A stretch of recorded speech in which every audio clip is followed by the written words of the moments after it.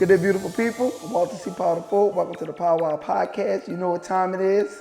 Time to teach, inspire, motivate, and empower. Before we get started, do me a huge favor. Like, subscribe, comment on the channel. If you would, Powelltrippin with the powers. If you could do me a small favor, do that. But let's get into the topic.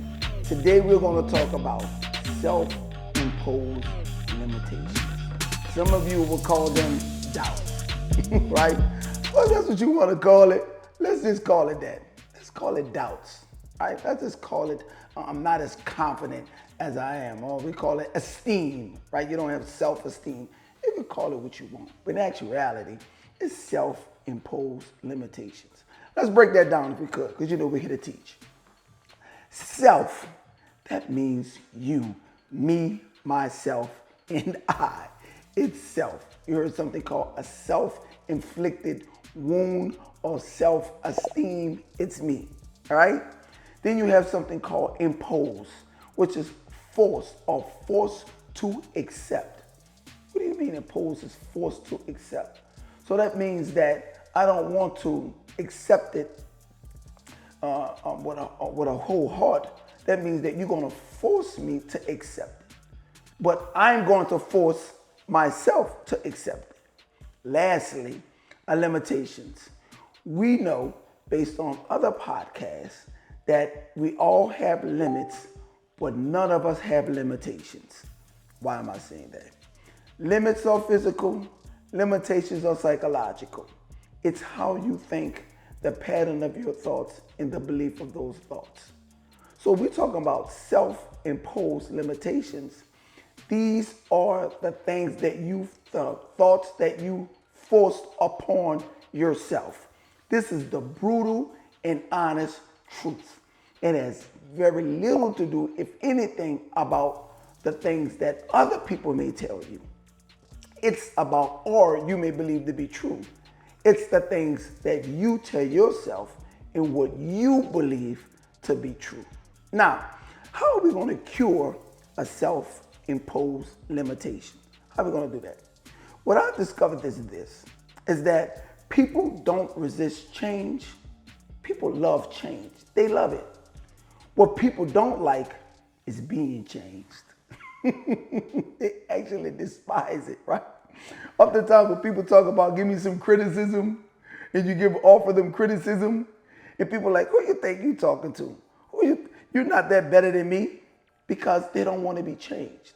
And people will hold on to their right to believe and their right of opinion until the death of them. Why? Because they resist being changed, not change.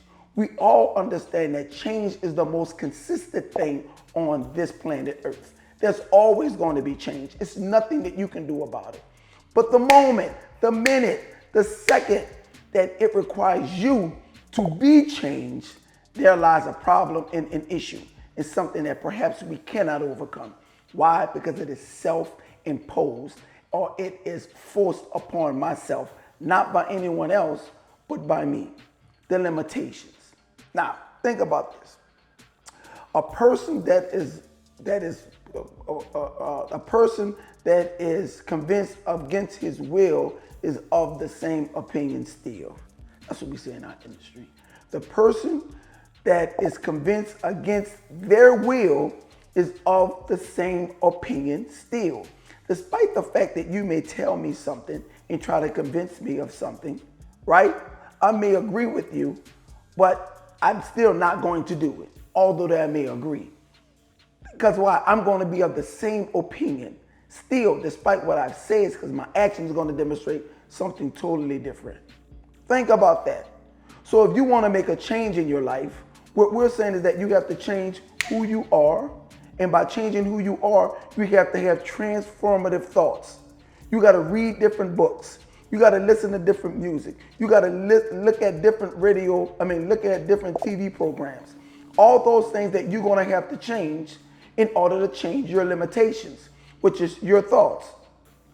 Always understand this.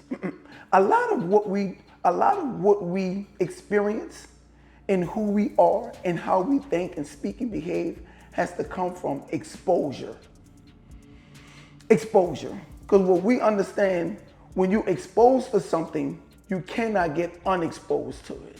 You can't. That's why oftentimes it is dangerous, but more times it is also advantageous. Why? Because if you are exposed to something that is detrimental, or if you're exposed to something that is advantageous, one of those two things, they're going to do one or two things. They're going to take you up or they're going to take you down. Oftentimes, those exposures are based on what we call associations or affiliations. People who you know, people who you like, people who you trust. That's the people oftentimes who you're always around. So if you want to change your thoughts and your limitations and have transformation, you have to renew your mind. You have to. In order to renew your mind, you have to be conscious and you have to be intentional. Why am I looking at this program that I understand that it does not profit me anything other than to reinforce the self-imposed limitations I already have?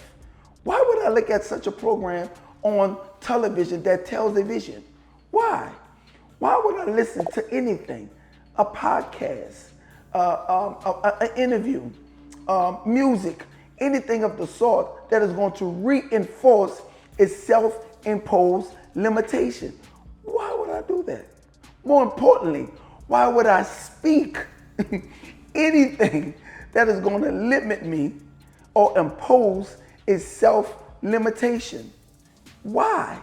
Because we are not conscious and we're not aware, and because we're conditioned and we're programmed. You know what we call that? Entertainment, but more importantly, you know what we call it? Amusement. Amusement. Let's break down this word, amusement, right? Or amuse. The word muse, M-U-S, means to think. It's to think, right? They got people who will call themselves muses or mooses or whatever, however you want to pronounce it. Remember, I'm from New Orleans, so my pronunciation be kind of different, right? So it's mooses or muses, whatever you want to call it. To think. And those are people who to think or get you to think in some particular form of action, relaxation, or to stimulate your thoughts, right? Then you have the word amuse, which is not to think. That's where we get the word amusement, and we put it park at the end. Because when you at the amusement park, what are you doing? You're not concerned about anything that is going on in your life at the moment. You're not thinking about any of those things. It actually takes you away. More importantly, it's what we call a diversion or a distraction. Most people do it like a illusionist, magic. That's what it oftentimes is. It's to distract you. It's to deter you from doing the very thing that you need to actually be doing. Get you not to think.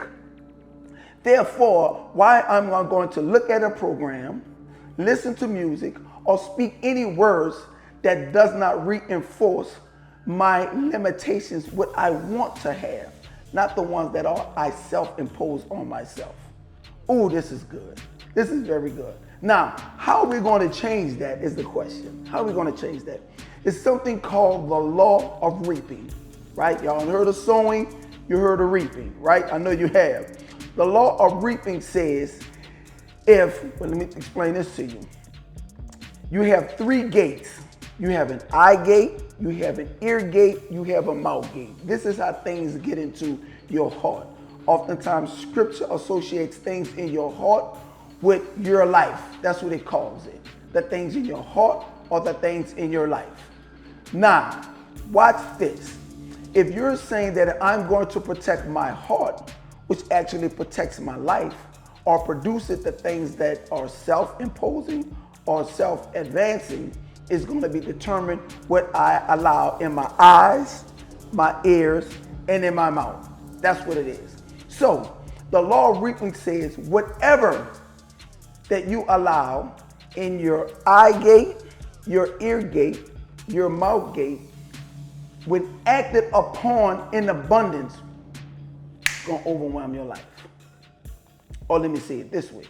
Whatever you allow through your eyes, your ears, and your mouth in abundance, when you allow those things in abundance to enter in through your eyes, the ears, and your mouth, When you act upon those things, consciously or subconsciously, aware or unaware, guess what's going to happen? It's going to yield you a result. And oftentimes people say, where does this come from? How did I got here? It's because you allowed it into your gates in abundance and you acted upon it. That's the law of reaping. A law, a principle that cannot be changed. Like gravity is a law.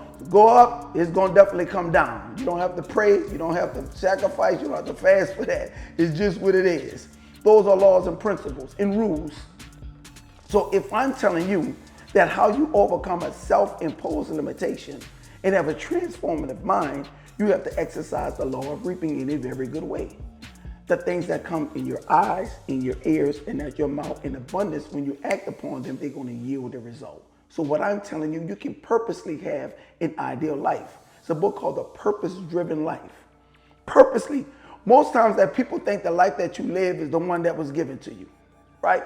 And we associate life as like a deck of cards. Any spade player? I don't play spades.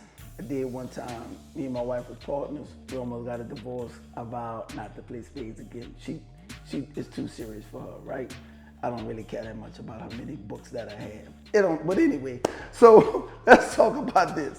As a spade player, someone who plays cards, it's about the hand that you have, the cards that are in the deck and the shuffle, and then the hands that was given to you that was dealt, right?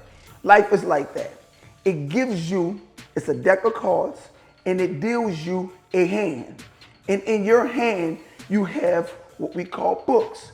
You have possibles, right? And then you have for sure, right? If you're playing with me, I'm going to say, I'm going board.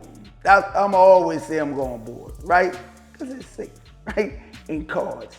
In life, guess what I'm going to say? I'm going for 10. I'm going for the big Benjamin. Put us down for 10 in life.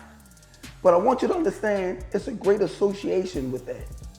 Because the cards that you were dealt in the game of spades is the same thing that you were dealt in the game of life. The cards that you have predicated on the books that you can count or discount has a lot to do with your victory or the game, right? So think about this. If I'm going to have not a self-imposing limitation, but a self-advancing, not even a limitation, but a thought, it says this, that despite the fact that I did not have the best of education, the best of parenting, I didn't have the most loving family. I had to get it on my own at a very young age. I might have suffered some things in my life that are too embarrassed to mention or too painful to even think about. That's the hand life gave you. What are you going to do with that hand with those cards? Do you got possibles or do you have for sures?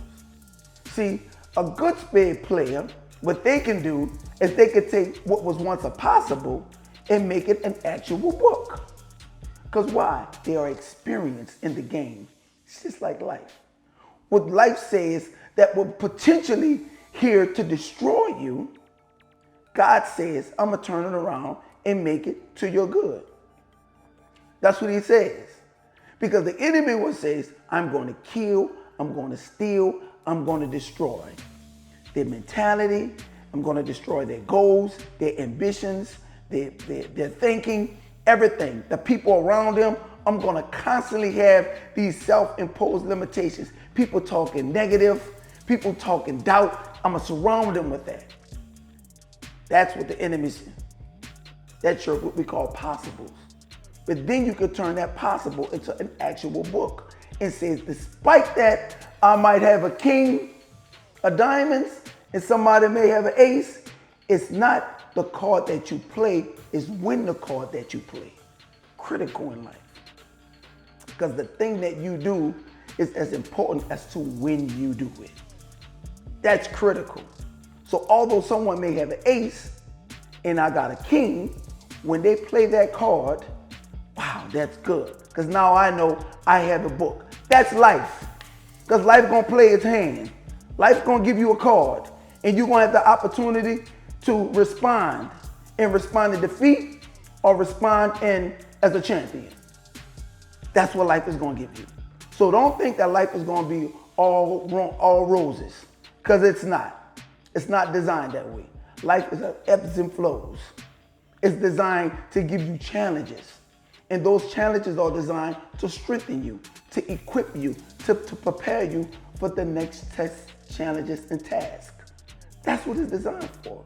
So if you can understand the challenges and the nuances of life and accept them and understand, although I may have some possibilities, I'm going to turn them actually into a book. And then when you get so many books, guess what happens? You win the game.